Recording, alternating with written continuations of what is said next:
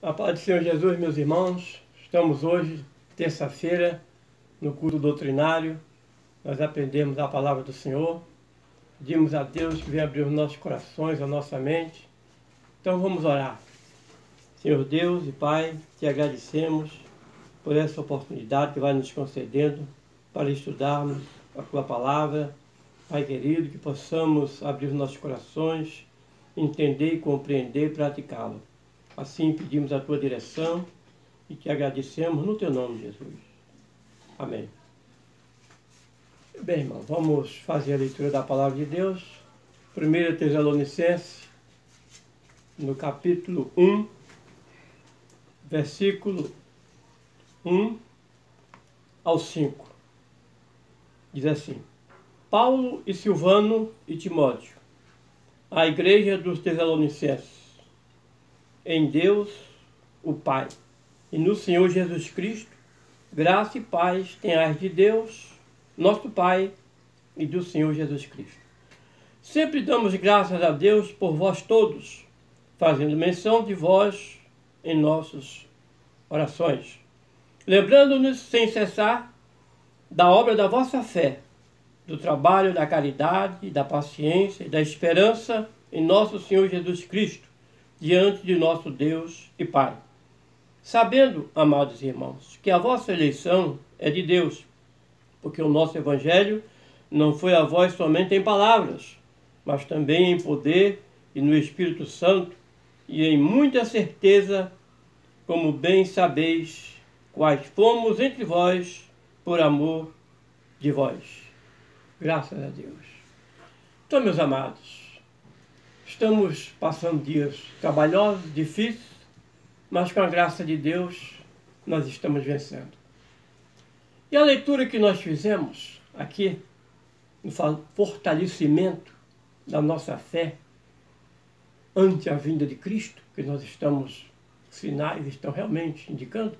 Então, de acordo com a leitura da palavra de Deus que acabamos de fazer, vemos aqui exemplos para os crentes, nós, da atualidade. Porque, infelizmente, muitos não sabem discernir, não sabem entender e até obedecer ao mandado do Senhor. Voltando ao versículo 3, vamos lá, versículo 3. Lembrando-nos sem cessar da obra da vossa fé, do trabalho, da caridade, da paciência e da esperança em nosso Senhor Jesus Cristo, diante de nosso Deus e Pai. Então vemos que o propósito principal é o quê? É transmitir a certeza da volta de Jesus para nos levar para onde? Para a glória celestial.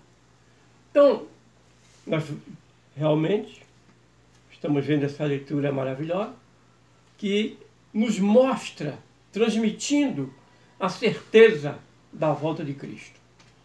Nos versículos 1 e 2, pega a sua Bíblia, creio que você está com a sua Bíblia na mão, que é um culto de ensinamento doutrinário, nós estamos lendo a palavra de Deus. Leia aí, versículo 1 e 2, o capítulo que nós acabamos de ler. Versículo 1 e 2.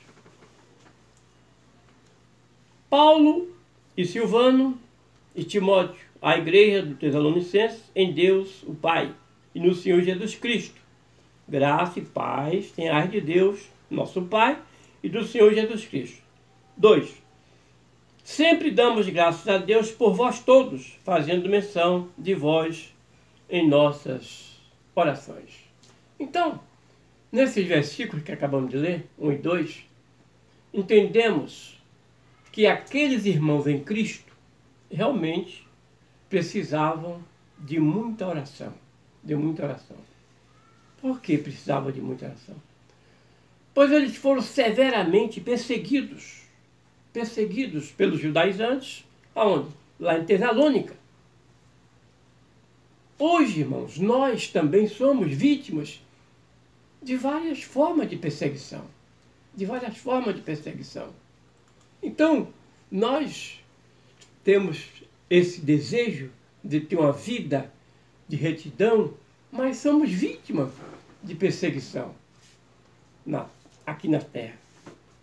Portanto, vamos agora ver o seguinte, e compreender, assim como aquele povo em Tessalônica estava passando essas dificuldades, nós também estamos passando. Muitas, às vezes, perseguições de várias formas. Não só nos familiares, não só no trabalho, dos vizinhos, colegas, mas várias formas de perseguição. Não é só de acusação, você é isso, você é aquilo, não. Psicológica, entendeu? Insultos. Nós somos vítimas disso. Somos realmente vítimas dessas perseguições. Então, lembrando as qualidades, aí que está, lembrando sempre a qualidade nossa, dos cristãos, conforme o versículo 3, vou ler novamente, para memorizarmos. Lembrando sem cessar da obra da vossa fé, do trabalho, da caridade, da paciência, da esperança em nosso Senhor Jesus Cristo, diante de nosso Deus e Pai. Maravilha, né? Glória a Deus. Então vemos aí o quê? Lembrando as qualidades cristãs. Aqueles novos convertidos em Cristo, desde cedo, eles adquiriram aquelas qualidades muito importantes. Adquiriram aquelas qualidades muito importantes. Que por isso que eles estavam firmes no Senhor Jesus Cristo. Realmente, eles estavam passando uma dificuldade, mas nessa hora eles estavam fortalecidos, alicerçados, porque sabiam em quem tinham crido. Isso é importantíssimo, nós sabermos em que nós temos crido na palavra de Deus. Que nós convertidos, desde cedo, adquiriram qualidades muito importantes. Muitos. Para quê? Para a sua vida espiritual. Tiveram sua fé fortalecida na tribulação.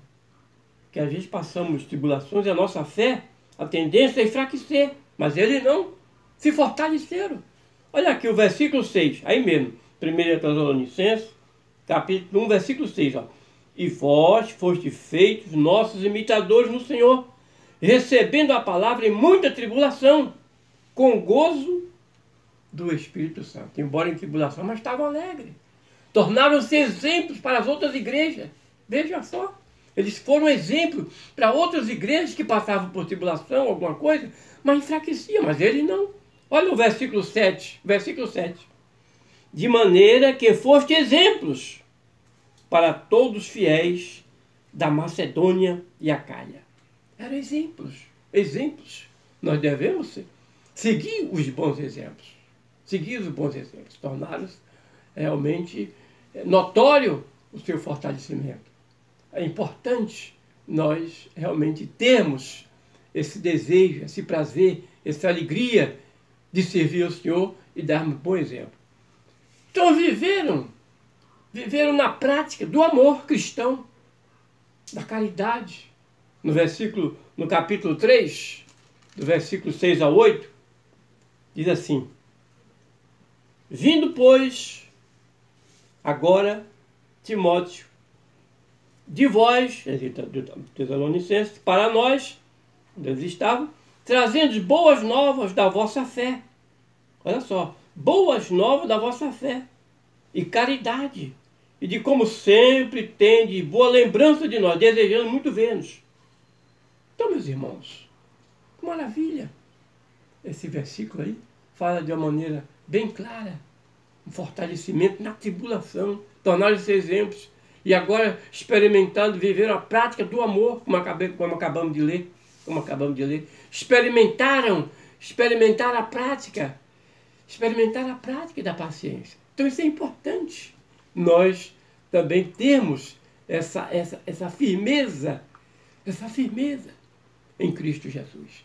Eles tiveram essa firmeza, essa esperança na tribulação, não é isso? Como nós acabamos de ler aqui no capítulo 1, capítulo 3, versículo 8 e 9, não só com palavras. Aí o versículo 5 diz assim, voltando aqui, 1 Tessalonicenses, capítulo 1, versículo 5, ó, porque o nosso evangelho não foi a vós somente em palavras. Maravilha, né? Em palavras, mas com poder, com demonstração de poder. Atualmente, tem surgido muitos tipos de evangelização. Vocês já repararam? Cada um apresentando como o melhor, como mais poderoso. Mais poderoso. Até tem pastores, não, Deus me revelou a revelação quanto ao modelo da igreja no século XXI, não sei o quê. Irmãos, fala-se em evangelho explosivo, evangelização de resultados, métodos atualizados, envolvendo formas, meios, técnicas de evangelização. Cuidado! O verdadeiro evangelho é o poder de Deus. Vamos aí. Aos Romanos, podemos dizer, aos Romanos, vamos ver aqui no capítulo 1, versículo 16. Todos conhecem essa passagem de Romanos 1,16, mas é bom nós sempre lermos a palavra de Deus para memorizar. Então, vamos ler 1,16. Muito importante aqui falar para nós, ou seja, olha só, porque não me envergonho do Evangelho de Cristo, pois é o poder de Deus. É o poder de Deus. Então, cuidado com formas, com técnicas. O Evangelho é o poder de Deus, que Jesus nos mandou pregar a toda criatura.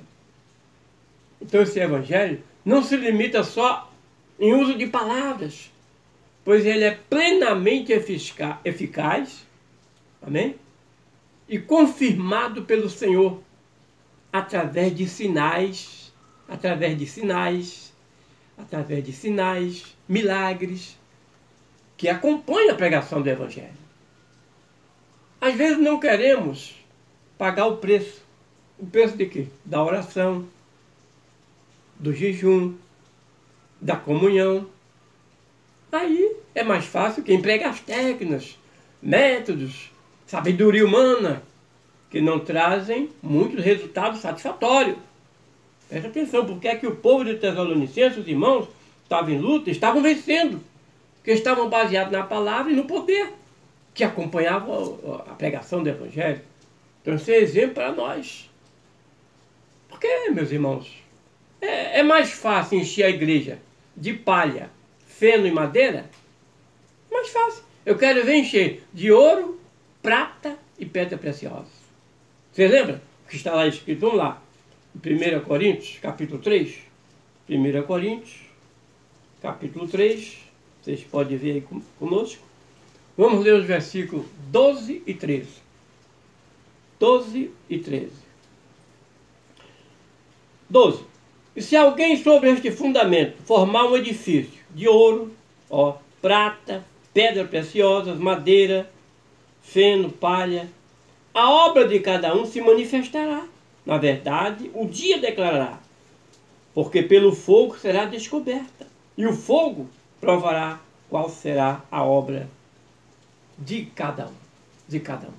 Então, neste mesmo versículo 5, que nós acabamos de ler, o versículo 5, o apóstolo Paulo afirma que o nosso evangelho, ou seja, a mensagem que pregou, não era um evangelho somente de palavras.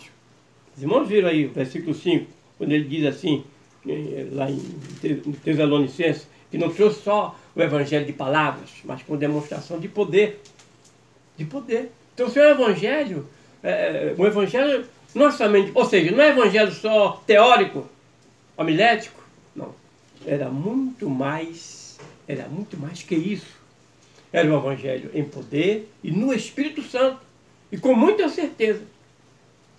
Irmãos, de nada adianta um modelo de evangelização fundamentado em técnicas, fundamentado em métodos, muitas vezes duvidosos, e até extra-bíblico, ou seja, fora da Bíblia.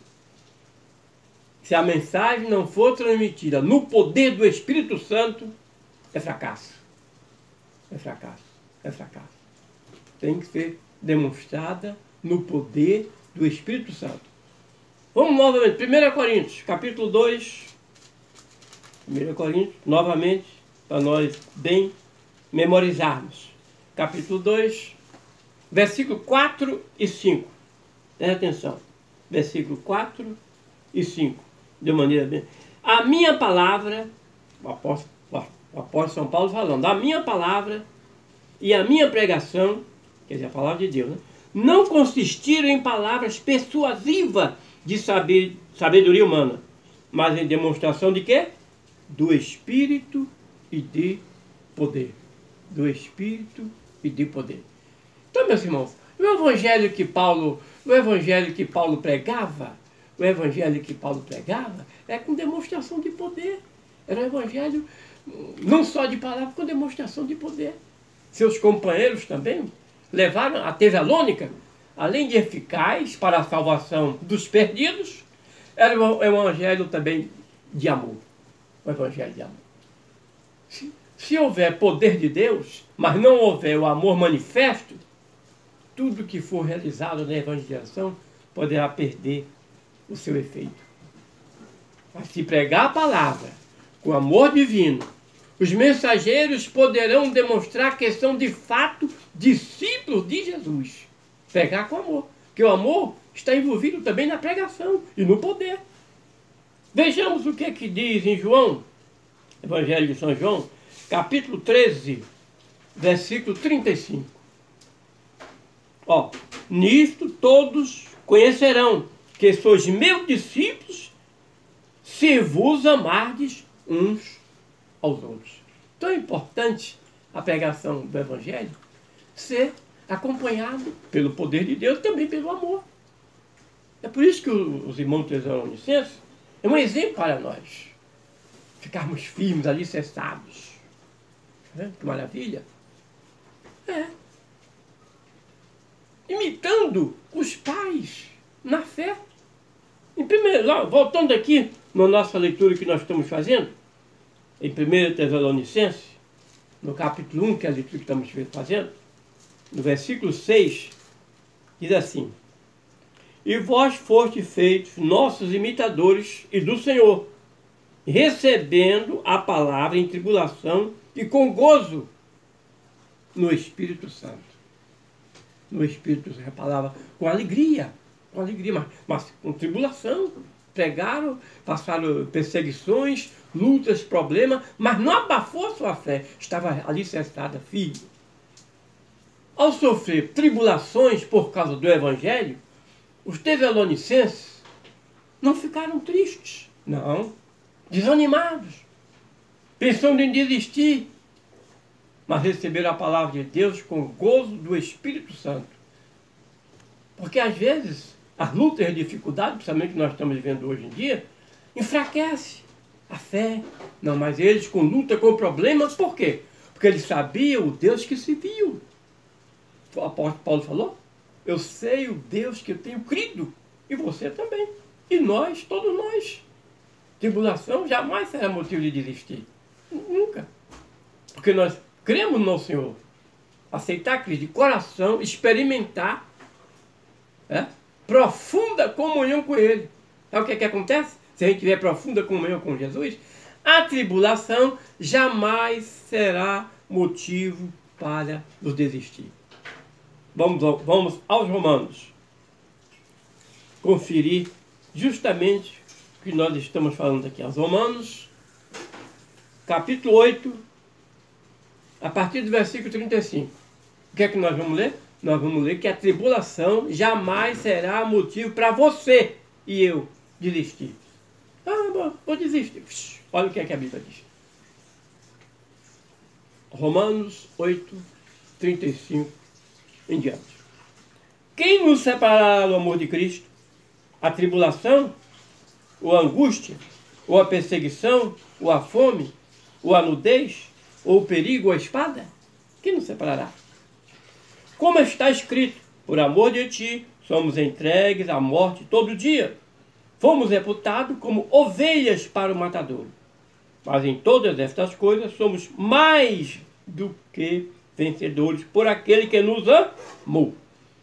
Porque estou certo de que nem a morte, nem a vida, nem os anjos, nem os principados, nem as potestades, nem o presente, nem o porvir, nem a altura, olha só, hein? Nem a profundidade, nem alguma outra criatura nos poderá separar do amor de Deus que está em Cristo Jesus, nosso Senhor.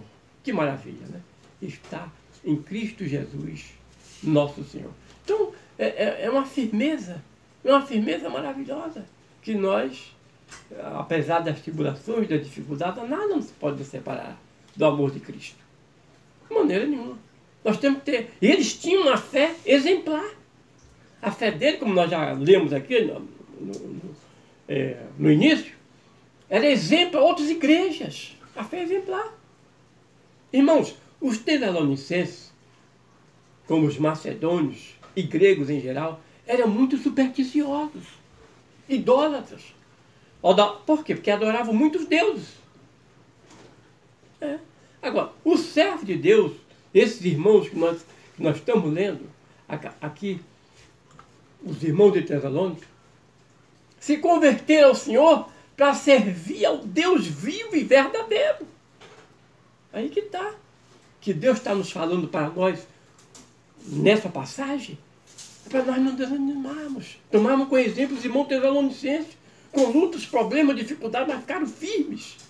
A mensagem dos Tessalonicenses mostra o quê? Que a igreja do Senhor, quando fundamentada nos que nós somos, verdadeiros ensinos da palavra de Deus, mesmo diante de grandes tribulações, permanece firme, esperando a sua vinda. Então, meus irmãos, tem motivo. Que exemplo maravilhoso nós vemos aqui dos Tessalonicenses. Eles, como nós acabamos de ver, eles, de uma maneira muito maravilhosa, que a posição deles era... Por quê? Porque eles entenderam que obedecer ao mandato do Senhor e a esperança, tudo isso resume na esperança de Jesus Cristo. O versículo 3, como nós acabamos de ler, a esperança que eles tinham em Cristo não sufocava as lutas e as dificuldades. Então você, eu, tenhamos essa esperança das lutas e dificuldades que vêm, mas vamos ficar firmes, olhando para Jesus, autor e consumador da nossa fé. Que nós possamos ter esse exemplo, de ter Cristo conosco, não negligenciando, mas pelo contrário, avançando. Não nos acovardando, porque o Senhor não gosta de covardes. Covardes e os medrosos, volta, lembra daquela passagem? Então, vamos nos empenhar. Você é um escolhido, você é uma escolhida de Deus. Você é salvo. Jesus te salvou. Seu nome está escrito no livro da vida. Está próximo à volta de Cristo. Cuidado, fica vigilante, alerta, servindo ao Senhor com alegria, com prazer, com desejo, porque um pouquinho de tempo e o que vem virá e não tardará, mas o justo viverá da fé. Que Deus continue nos abençoando, nos fortalecendo, nos dando graça, nos dando ânimo e orando para que essa fase passe rápido e estejamos unidos, louvando, glorificando e pregando a palavra de Deus. Que Deus nos abençoe poderosamente. Vamos orar. Senhor Deus, te agradecemos pela tua santa e gloriosa palavra que acabamos de ler. Pai querido, possamos ser ouvintes praticantes e não possamos perder a esperança, Pai, mas possamos ser realmente, Pai querido, vigilantes e, Senhor Deus, praticantes da tua palavra. Pai amado, abençoa os teus servos que estão ouvindo aqui agora, família, que seja abençoada, nos fortalecendo, nos dando da tua graça. Assim te peço, Pai, e te agradecemos no teu nome, Jesus. Amém. E assim que a graça de nosso Senhor Jesus Cristo, o amor de Deus e a comunhão do Espírito Santo seja com todos que amam e aguardam a volta de Jesus. Amém? Que Deus nos abençoe. Até a próxima.